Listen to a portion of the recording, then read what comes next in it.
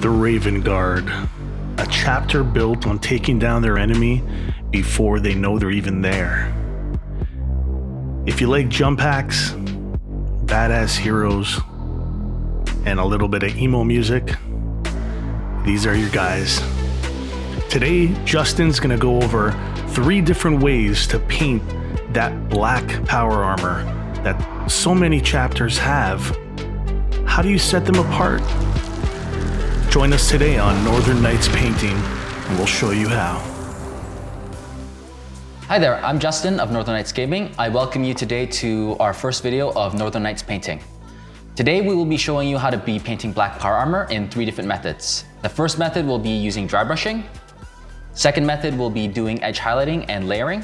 And the third one, I will be using glazing and wet blending to create a nice looking zenithal Space Marine. I've been doing Raven Guard for many years. I initially chose Raven Guard because it had an interesting contrast of tactics. They're known for the chapter that does a lot of stealth, psychological ops, and mainly doing like behind enemy lines type of deals, being stealthy.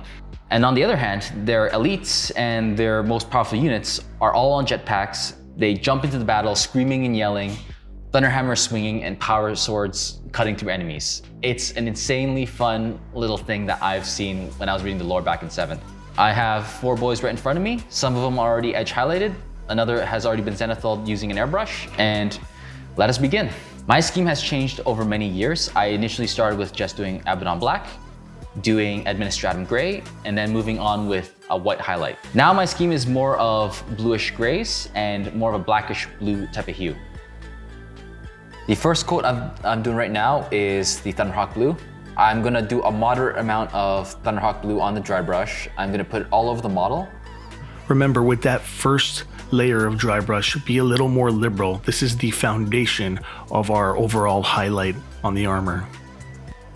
The way I'm going to do the dry brushing is that I'm only going to do it on the raised areas. I'm not going to be doing it in any where that's recessed.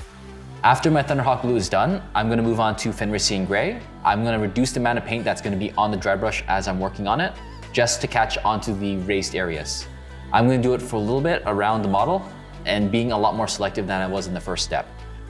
Justin's going to be a little more selective here, only picking up areas of the model where the sun or the light would directly hit. This is going to give the impression that there's parts of the armor that are shining a little brighter because more light's hitting it, or just the angle that the light's hitting it.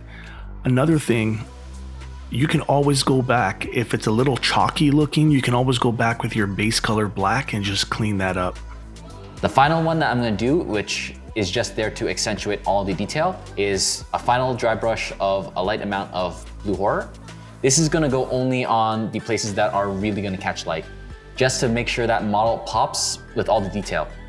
This step is really going to help make the model look amazing.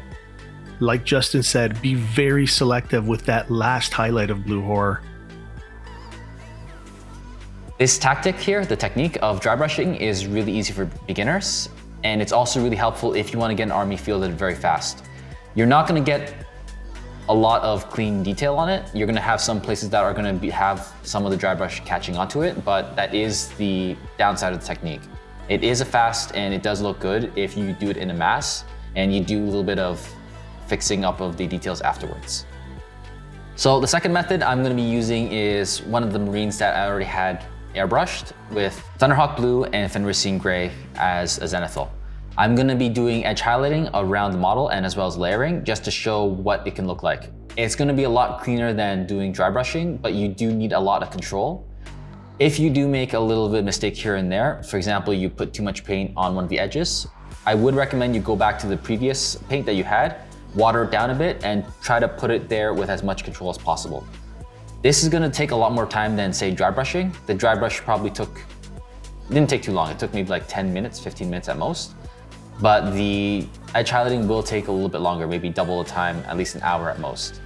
You will have a lot nicer looking model and it's going to have a lot more crisp lines. And if you want to go above and beyond, like what I'm going to do now, I'm going to be using Blue Horror to touch up on the very, very raised edges and the face of the model.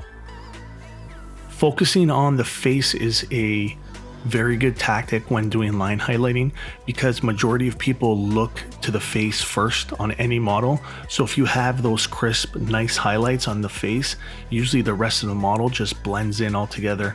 But be very selective from those high points of the armor where you actually want to put these bright highlights and line highlights on. The next method I'm working on right now is glazing and wet blending. This is more of an advanced technique. It involves you watering down your paints just enough and adding small amount of layers little by little onto the model. I'm right now doing it on the raised edges of the models only, like what I did before with my edge highlighting. This is there to make sure that the model has all the right details standing out.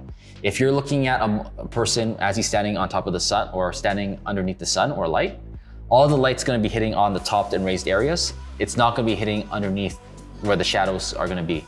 I'm gonna mainly be doing this on a lot of the details that are near the face.